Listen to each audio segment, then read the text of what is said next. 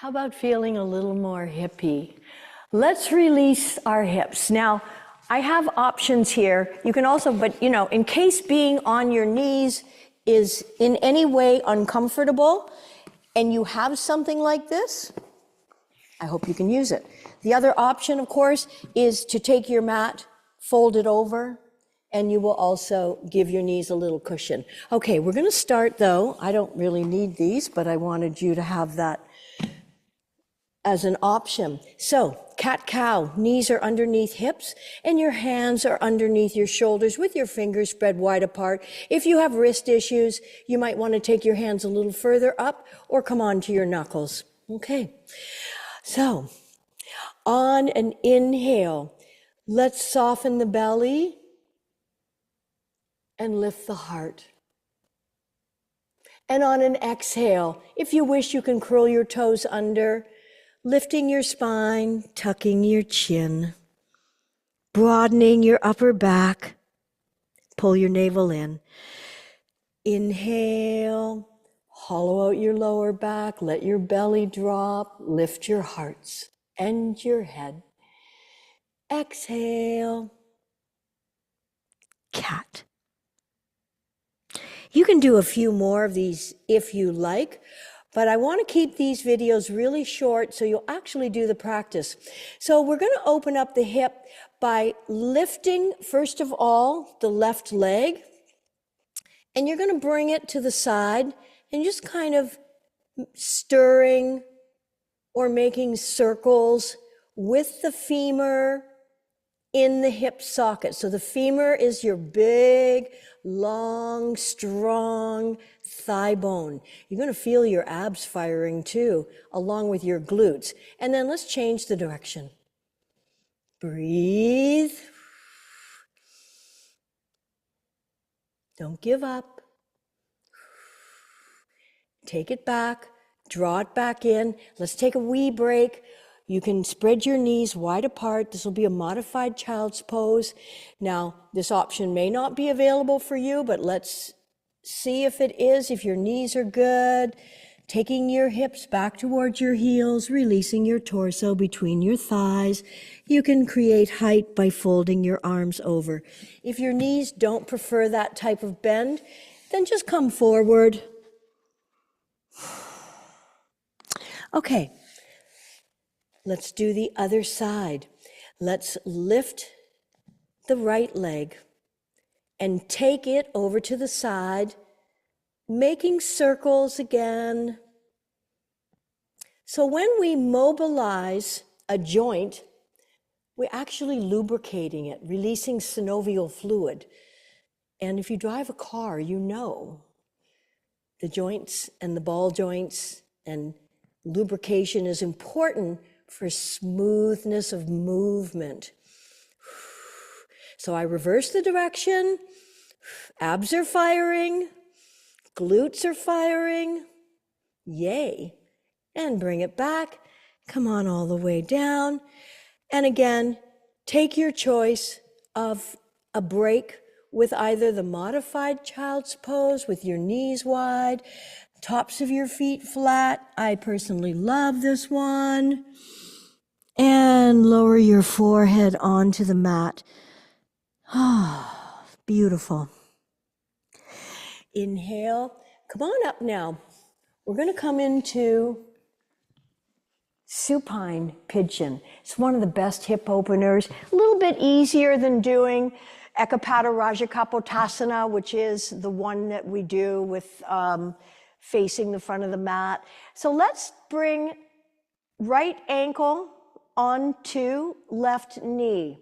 Now firmly plant your hand on the inner right thigh and just gently press.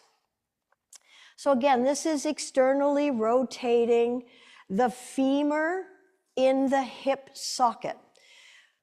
So this is a ball and socket joint. The hip, as you know from making the circles, has incredible mobility if the muscles, the ligaments, and the tendons are, stretched on a fairly regular basis. If they're not, yeah, we have incredible tightness in the hip. It gets dry.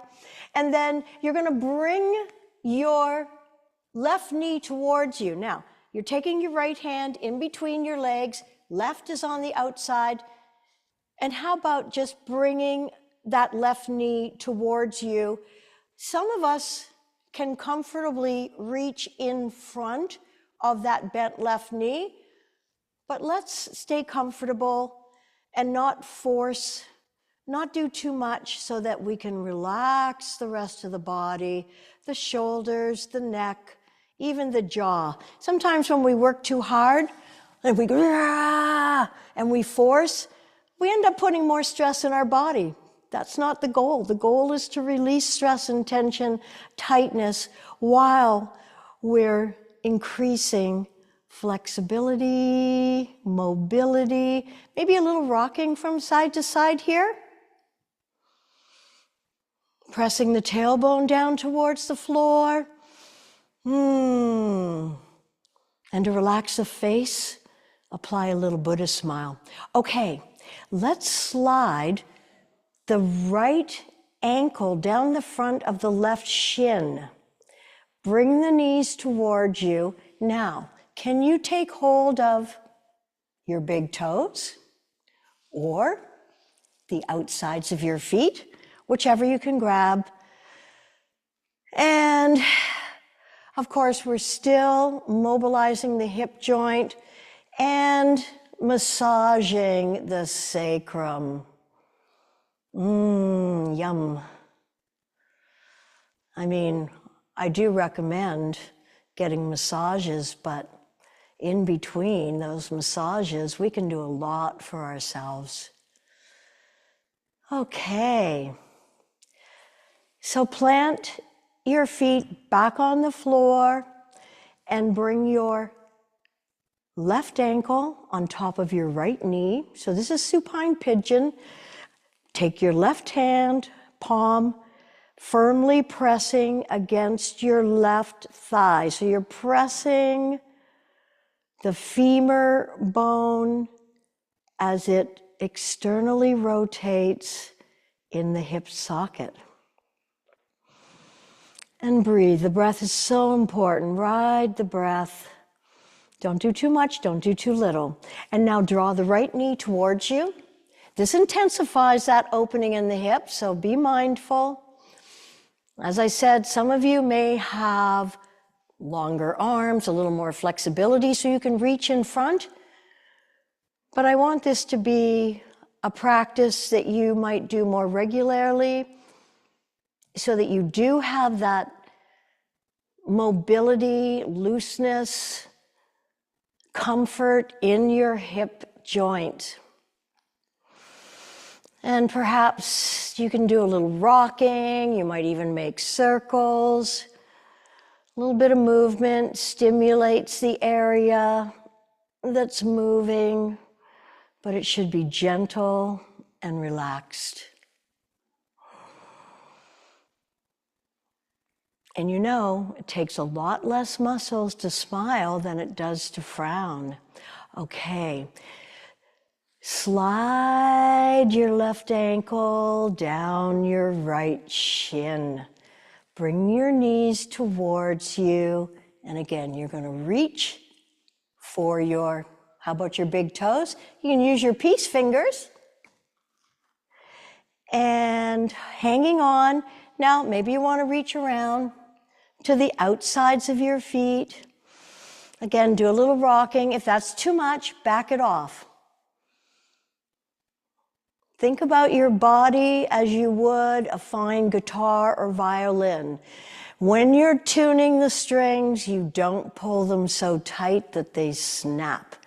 So in yoga, we ask that perhaps you just go 90% of what you can do so that you're enjoying it, you're respecting your body, no chance of injury. Breathing and exhaling. So important. Okay, let's release. Keep the knees bent. Place the feet firmly on the floor. Your palms are facing down beside your body. Let's lift the shoulder blades off the floor, tuck them under your heart center, tilt your chin towards the center of your chest.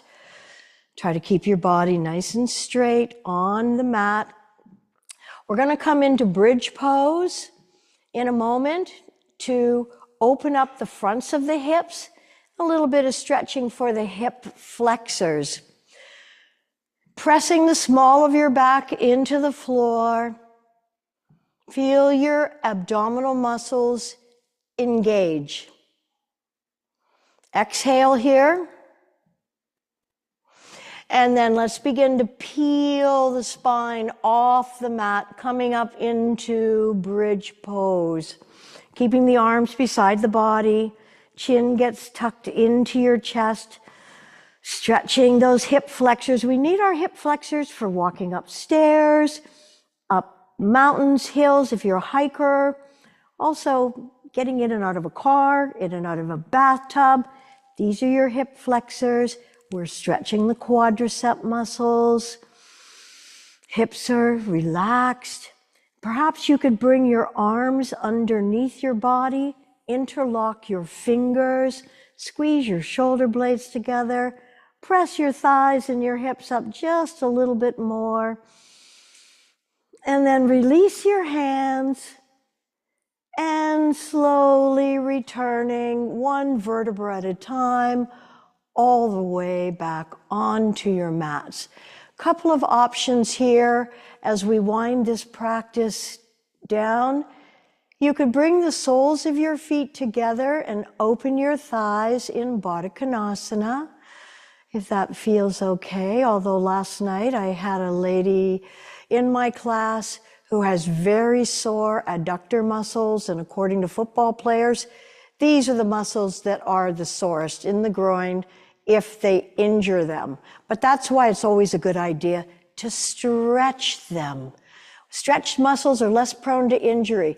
If that doesn't appeal to you, or if you want to try something else, take your feet the width of the mat, center your body in the middle. You might want to take your arms a little bit out to the side and just lay one knee down inside, letting the other one fall to the outside. Inhaling, coming back to the center, kind of like windshield wipers, just gently releasing any tension or stress that may have accumulated while you were working your hip joints. Oh boy. Yoga is such a beautiful practice when you know how and when you practice. And if you feel like spending a moment in Shavasana, bring your legs flat out in front, let your feet splay out, palms are facing up in the open and receiving position. Separate the biting surfaces of the teeth. Allow your eyeballs to sink into their sockets. Let your body be soft and heavy. And allow the benefits of what you have just done to be uploaded, integrated, so that you can have the happiest and hippiest day ever. Namaste.